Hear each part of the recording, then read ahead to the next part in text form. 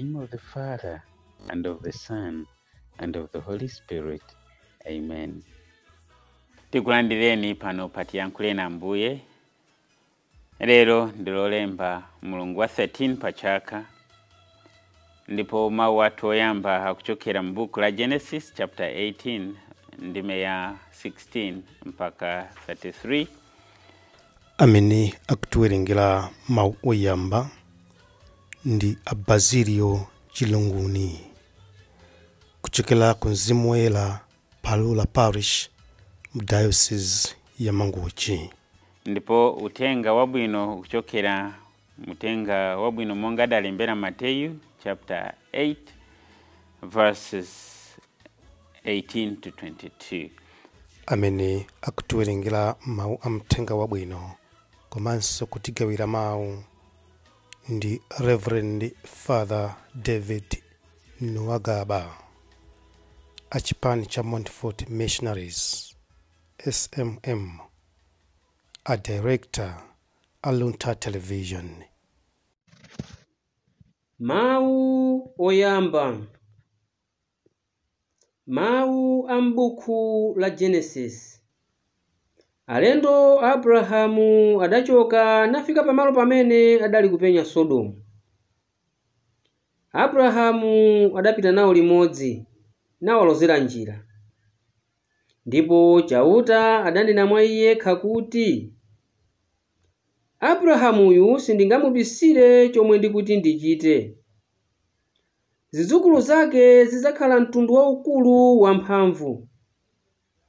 Ndipo mitundu yonse ya pa dziko lapansi idzadalitsidwa chifukwa cha iye. Ndamusankha iyeyu kuti alamule ana ake ndi mabanja ake akutsogolo kuti azidzamvera mawu anga pochita zabwino ndi zolungama. Choncho ndidzachita zonse zimene ndidamulonjeza.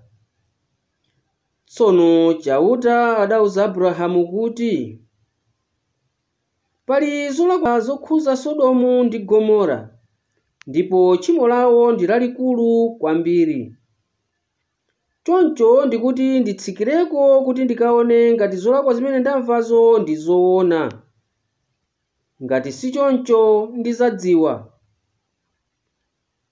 Anthu aja adachoka napita ku Sodomu, koma Abrahamu adatsalira ndi chauta. Apo Abrahamu adayandikira kwa chauta namufunsa kuti, kodi monga mudzawonongadi anthu osachimwa pamodzi ndi ochimwa? Nanga patakhala kuti pali anthu 50 osachimwa mu mzindamo, kodi mudzawonongabe mzinda wonse? Kodi simudzawuleka kuti musunge anthu 50 amenewo?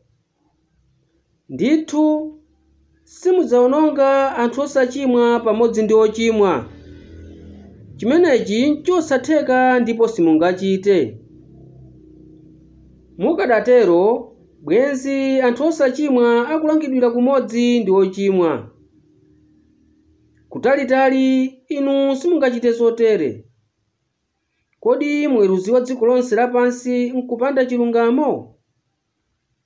Chauta adayankha kuti, ndikapeza anthu 50 osachimwa mu Sodomu, ndidzawuleka mzinda onsewo osawuwononga chifukwa cha anthu 50 amenewo. Abrahamu adalankhulanso adati, chonde ndalipa mtima polankhula nanu chotere Ambuye. Inetu ndine munthu chabe pamaso panu. Nanga pa chiwerengero cha 50 pakangoperewera anthu asanu okha bwanji? Kodi mudzawononga mzindawo popeza kuti asowa asanu okha? Chauta adayankha kuti, ndikapeza anthu 45 olungama, sindidzawononga mzindawo.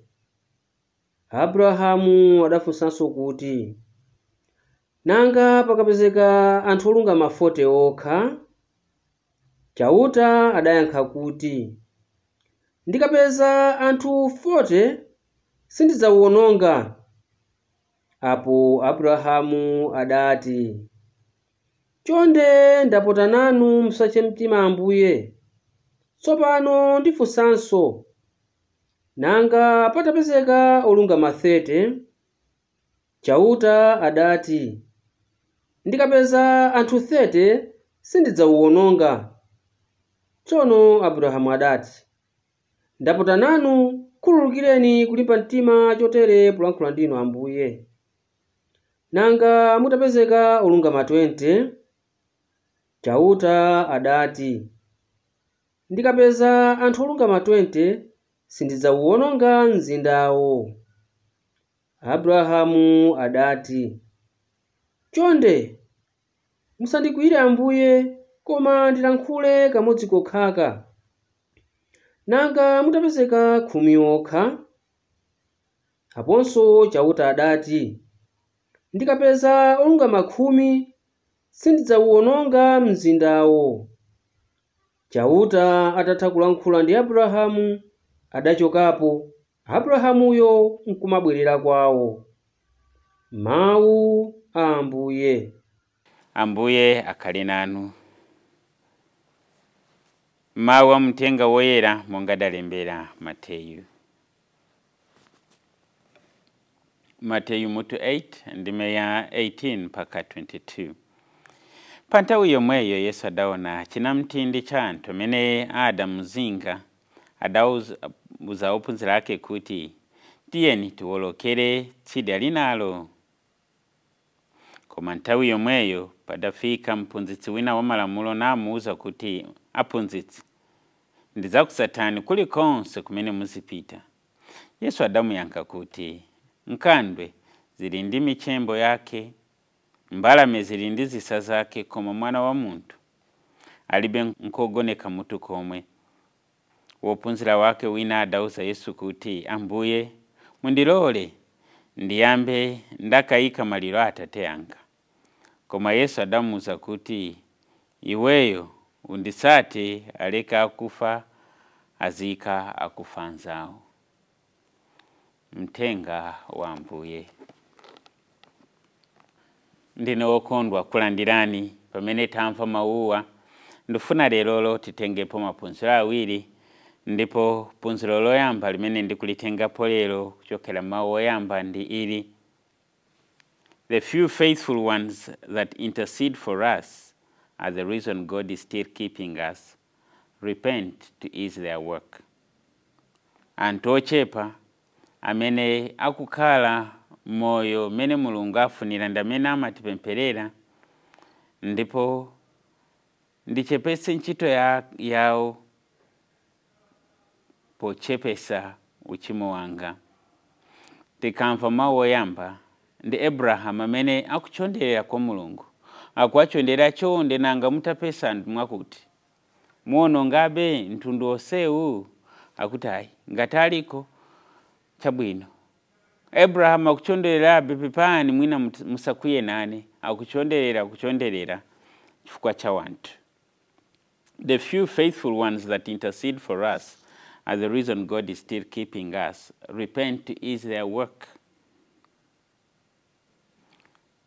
Azigogo atu, amayi atu, amene mwina uko akuchoka nayo ntchito yotipempherera tsiku ndi tsiku, alowa gulu la Legio, alowa gulu la Charismatic, alowa gulu la atumiki achifundo, alowa magulu onse, ndipo tsiku lililonse amafinya kolona chifukwa choti ine maulendo anga akhale abwino, ntchito zanga ziyendere bwino, zonse zondipempherera kuti ine ndikhale bwino.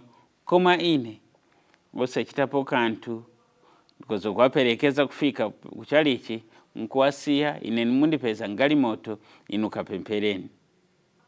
Novena kuyamba iyi, mawa kuyamba ina, chifukwa cha ineyo. Koma ulendo ndo omwewo kwa sing'anga, ayi chiwerewere, zonsezo osazindikira kuti alipo amene akuchoka nayo ntchito yondipempherera kuti Satana asandizinge. Munga woyimba ananenera, angochimwirabe, kungochimwirabe. a few faithful ones that intercede for us are the reason God is still keeping us. Repent to ease their work.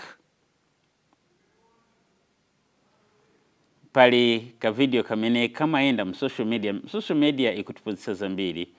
Mnyamata mmoja mene ananyamuka kupita kwa Nsembe kuti akukaa lapa, ndipo atafika wansembe wayamba dalitso m'dzina la Atate ndi la Mwana ndi la Mzimu Woyera, ndipo mnyamatayo wansembe akumulapitsa, mnyamata kuyika manja pa nsembe nkutenga foni yake.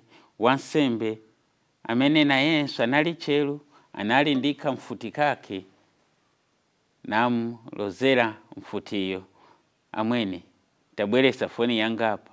Iyayi tabweresa foni yanga apa.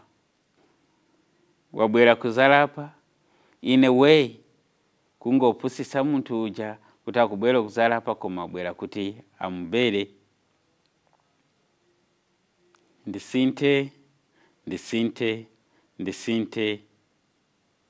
wakwaya mpompano posa chedwa napita kujoina nawo ena mamutandiza kuti mwinanga yanjani ndi Mulungu nkuyandikira walo mgulu la kwaya anto makonzekera unsembe wa wina mena mazozedwa posa chedwa yapa afikire kukwaya ko malo moya indikana ndi Mulungu abere nino mafoni ndi zina zimene anthu anabwera nazo.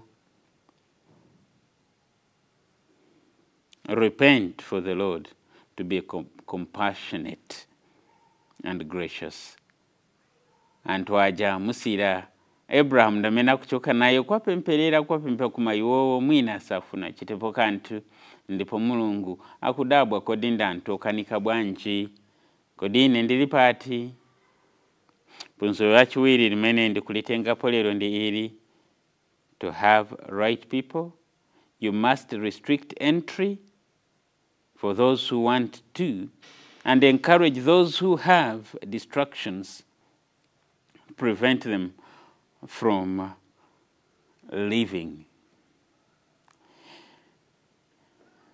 Kuti ukale ndi anthu amene aliwona mtima mgulu lako, uyenera kuyika malire ndiponso kuwapanga test anthu amene akulowa mgululo, koma amene ali nawe kale nawonso kuwayikira malire kodi musakale ndi zokupanga distract zambiri, kalani kadzikani mtima pansi. Tikamva utenga wabwino, Ambuye Yesu akumana ndi anthu awiri. Mmodzi amene akuti Ambuye ndizi ku Satani kulikonse wakomedwa. Ambuye akuti mpwanga, foxes have holes, mbalame zili ndi zisa, koma mwana wa munthu alibe ndikosamira mutu komwe. Watsimikizadi ufuno ndisathe. Akumuuza nditu zimene akumane nazo asadabwe akakafikako, ndipo ngati ndi vocation yoonadi asimikiza kuti amusatira Ambuye Yesu. Nzoona kuti ena amalowa ndi zina kusadziwa. Ine nali vocations director, ndipo nthawi ina kunabwera mnyamata amene anabwera kuti sindikada funo kujoina nawo chipani, ndipo tinakhala nditu bwinobwino kama nsi masiku angapo, wiki ziwiri, masabata awiri, kuenda nditu for some time.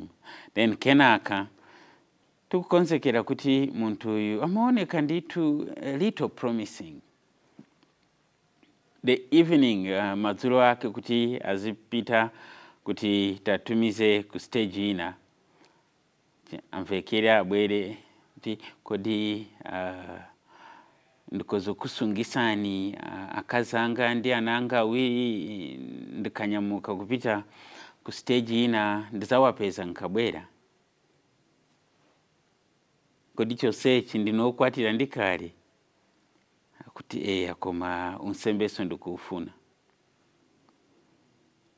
To have right people, you must restrict entry for those who want to, and encourage those who are in not to be distracted. tikamayenda tsiku ndi tsiku anthu amene timalolanso kuti alowe mmoyo mwathu tiyenera kuchenjera nkuona kuti kodi ili ndi bwenzi lenileni limene pange add value mmoyo mwa ine kapena ayi. Singotsegula makomo onse kuti wina aliyense akozokulowa nkutuluka nkuona kuti maubale ambiri kapena ubwenzi ambiri anthu ambiri akumusidwa ndi anthu ena amene awalola kuti alowe mmoyo mwawo koma osaona kodi ndi munthu wanji value imene apange add moyo mwanga ndi value yotani.